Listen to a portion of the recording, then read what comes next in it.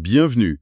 Aujourd'hui, on explore ensemble des extraits assez riches d'un long entretien avec Macky Sall, l'ancien président sénégalais. Ça vient d'une vidéo YouTube, Confessions inédites. Notre but, c'est de décrypter un peu son parcours, les défis de la gouvernance au Sénégal, en Afrique, et puis d'avoir un regard africain sur les relations internationales qui sont, on le sait, assez complexes. L'accroche, c'est ça. Un ingénieur qui devient président, qui doit discuter avec Poutine, tenir tête à Obama, mais qui pense aussi à l'électricité dans les villages ou au pétrole qu'on vient de trouver. C'est ce grand écart, quoi. Alors on y va. Pour commencer, d'où il vient, Macky Sall? Il nous raconte ses débuts, né après l'indépendance, dans le Sine, famille modeste, poulard, venu du Nord, et il insiste beaucoup sur l'éducation reçue, les valeurs du poulagou, courage, dignité. Oui, et cette phrase du père qu'il cite, « Il faut que ton pic ou ta pelle soit ton stylo ». C'est fort, hein? Ça dit tout sur l'éducation comme seul moyen de s'en sortir à l'époque. Et on sent que ça l'a vraiment porté. Absolument. Et son rêve de gosse, c'était pas du tout la politique, c'était la géologie. Ingénieur géologue, il voulait comprendre les ressources du Sénégal, c'était ça sa passion. Alors que son père le voyait plutôt agronome, apparemment. Mais il a tenu bon. Sciences de la Terre à Dakar, puis spécialisation en géophysique pétrolière à Paris. Un cursus très technique. Mais voilà, la politique le rattrape. Assez vite même. Étudiant, il milite déjà.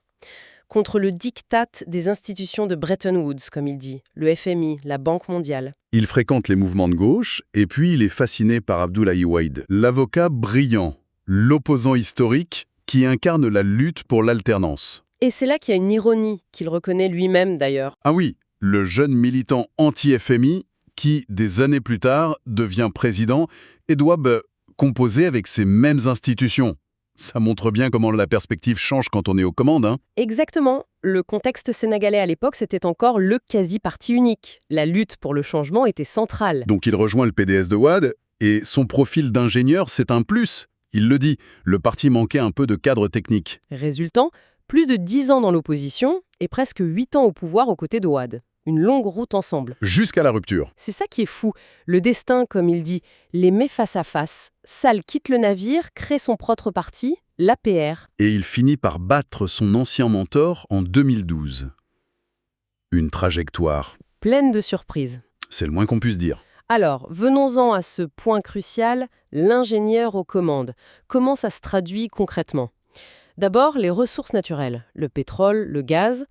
Il raconte que pendant longtemps, les majors, les grosses compagnies, elles n'y croyaient pas trop pour le Sénégal. Elle boudait un peu le bassin sénégalais, jugé pas assez prometteur. Donc la stratégie, ça a été quoi? Se tourner vers les indépendants. C'est ça. Ces plus petites boîtes, parfois un peu cow-boy, prêtes à prendre plus de risques. Les aventuriers texans, comme il dit un peu. Et puis, il insiste sur la coopération régionale. Oui, avec les voisins qui partagent le même bassin géologique.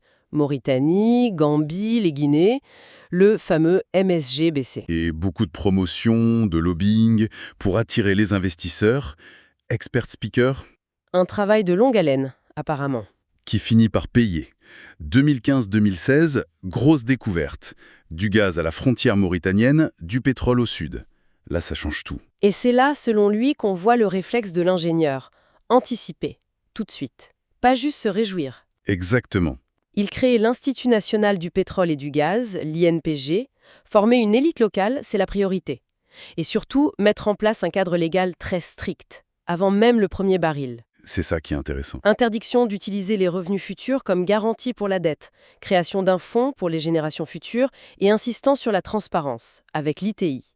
C'est une approche très méthodique pour essayer d'éviter la malédiction des ressources. Mais l'ingénieur en lui, il ne regardait pas que les milliards du pétrole. Il parle aussi beaucoup des besoins de base, électricité et eau pour tous. Il raconte une anecdote. Expert speaker. Ah oui, celle de Tomboron-Koto. Oui, ce village isolé où il inaugure l'électricité. Et il décrit le regard d'un enfant qui voit la lumière électrique pour la première fois.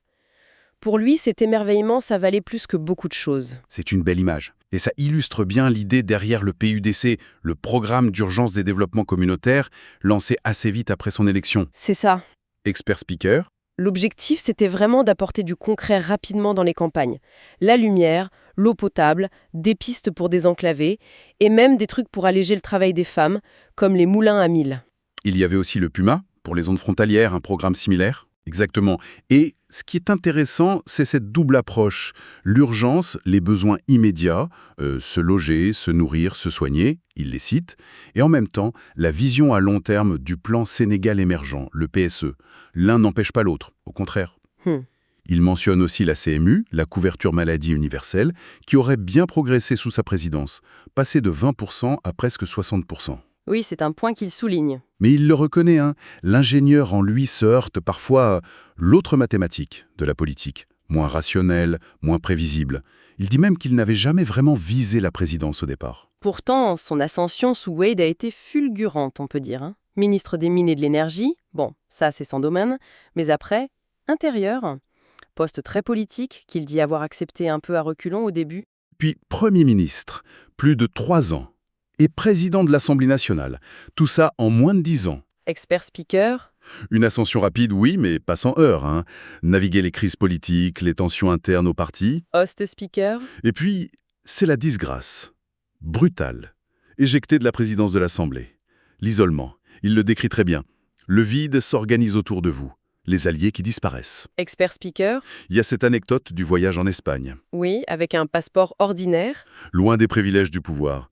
Il raconte qu'il a fallu qu'un de ses soutiens explique à la police qui il était.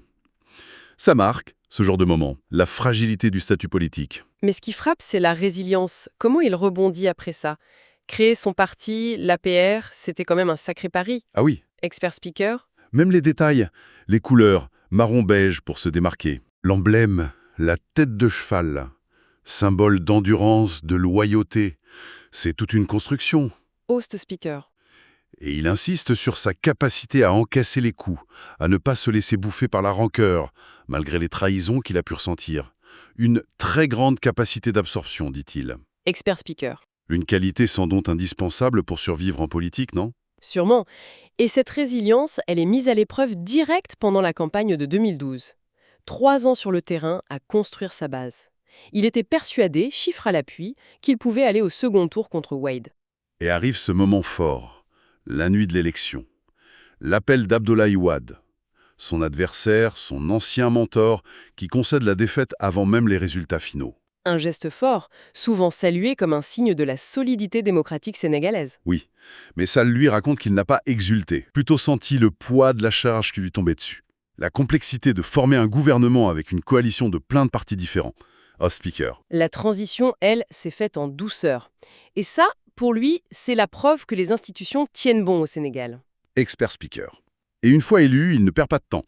Il adapte son programme de campagne Younou Youkouté pour lancer dès 2014 le plan Sénégal émergent, le PSE. La nouvelle boussole du développement sénégalais avec des objectifs à long terme. Voilà. Parlons un peu de la scène internationale. Il y a eu cet épisode très médiatisé en 2013. La conférence de presse avec Barack Obama, à Dakar. Ah oui, la question sur la loi sénégalaise concernant l'homosexualité. Exactement.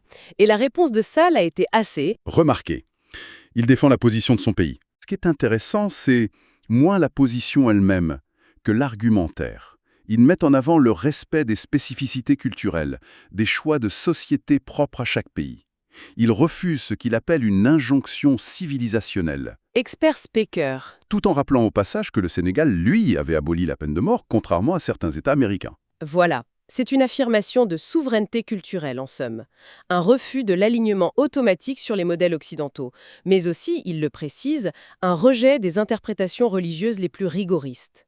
Il revendique une identité africaine fière de ses propres valeurs. Plus tard, un autre succès diplomatique. Pendant sa présidence de l'Union africaine en 2022-2023, il obtient l'admission de l'UA comme membre permanent du G20.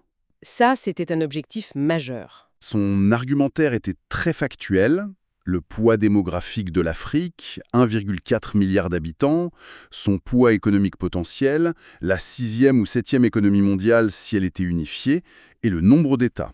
C'est difficile à ignorer. Il parle aussi du combat pour réformer le Conseil de sécurité de l'ONU, même si c'est plus compliqué. Bien sûr. Et tout ça s'inscrit dans une vision plus large. Il rappelle l'héritage du découpage colonial, le Congrès de Berlin, mais il insiste surtout sur le potentiel énorme d'une Afrique qui parle d'une seule voix. D'où sa critique de l'architecture financière mondiale. Exactement. Il cible notamment le rôle qu'il juge disproportionné des 3 grandes agences de notation, Fitch, Moody's, S&P. Selon lui, elles pénalisent injustement les pays africains. Comment ça? Ces agences donnent une note de crédit au pays, et cette note influence directement le taux d'intérêt auquel ils peuvent emprunter de l'argent. Il estime que les pays africains paient souvent un prix trop élevé, une prime de risque injustifiée. Surtout quand on pense à leur faible responsabilité historique dans le changement climatique, par exemple. Et il y a l'idée d'une agence de notation panafricaine. Oui, il salue l'idée, mais il reste pragmatique. Il faut aussi dialoguer avec les agences actuelles pour changer les perceptions. C'est un travail de fond. Autre moment clé qu'il raconte... La guerre en Ukraine. Dès le début, en tant que président de l'UA, il prend contact avec Poutine. L'inquiétude immédiate, c'était l'impact sur les livraisons de blé et d'engrais, vital pour beaucoup de pays africains. Il se rend à Sotchi pour en parler, et il livre une anecdote intéressante. Poutine lui aurait dit ce jour-là que l'entrée de la Suède et de la Finlande à l'OTAN, ça ne le dérangeait pas tant que ça. Par contre, l'Ukraine, c'était différent, pour des raisons historiques, géographiques, expert speaker. Intéressant. Et ensuite, il y a eu cette tentative de médiation de l'UA. Oui, une délégation de chefs d'État africains qui est allée à Kiev, puis à Saint-Pétersbourg. Même si ça n'a pas abouti à la paix, cette initiative est importante. Elle montre une volonté de l'Afrique de ne plus être juste un spectateur passif des crises mondiaux, mais d'essayer d'être un acteur, de peser. Il suggère même que la crise a eu un effet indirect positif. Elle a poussé à des réponses africaines collectives, comme pour les achats groupés de céréales, sur le modèle de ce qui avait été fait pour les vaccins. Une sorte de catalyseur, quoi. Concernant la fin de sa présidence en 2024, il présente sa décision de ne pas chercher un troisième mandat comme un choix personnel, réfléchi, annoncé. Il voit ça comme un retour à la vie de citoyen, expert speaker. Il dit vouloir se consacrer à d'autres engagements, le climat, l'écriture de son livre « L'Afrique au cœur » et même des études personnelles, comme celle du Coran. Host speaker. Un temps de recul après 25 ans au sommet de l'État. Oui. Et l'entretien évoque aussi les rumeurs sur une possible candidature au poste de secrétaire général de l'ONU. Qu'est-ce qu'il en dit? Il ne ferme pas la porte, mais il met des conditions très claires. Il faudrait un large consensus international et surtout africain. Et son but, ce serait de contribuer à réformer l'ONU pour la rendre plus capable de gérer les crises d'aujourd'hui. C'est pas juste pour le poste, dit-il. On arrive à la fin. Son message pour la jeunesse africaine, c'est quoi? C'est un appel très clair. Soyez unis et soyez formés. Il mise tout sur les STEM, sciences, technologie, ingénierie, maths, et l'intelligence artificielle. C'est ça pour lui qui permettra à l'Afrique, qui sera bientôt un quart de l'humanité, de prendre enfin sa juste place. Hot speaker. Donc, si on résume, ce qu'on voit, c'est ce parcours vraiment unique d'un ingénieur propulsé au plus haut niveau. Expert speaker. Oui, avec cette tension permanente entre la rationalité technique et les aléas, les mathématiques différentes de la politique. Hot speaker. On voit aussi les défis immenses du développement. L'accès à l'eau, à l'électricité, l'industrialisation. Et puis, cette volonté d'affirmer l'Afrique sur la scène mondiale. Ne plus subir, mais agir. Défendre ses intérêts, sa vision. Alors, qu'est-ce qu'on peut retenir de tout ça? Le chemin d'un leader qui vient du concret, du technique, confronté aux tempêtes politiques. Sa focalisation sur des résultats tangibles pour les gens. Sa capacité à encaisser, à rebondir. Et ce combat pour que l'Afrique pèse plus lourd. Expert speaker. Et ça nous amène peut-être à une dernière question pour aller plus loin. Face à toutes ces complexités qu'il a dû gérer, l'équilibre entre l'urgence et le long terme, les rapports de force mondiaux, l'héritage historique lourd, quelle pourrait être la leçon la plus importante que d'autres dirigeants, en Afrique ou ailleurs, pourraient tirer de son expérience, de ses réflexions, pour essayer de construire un avenir plus équitable?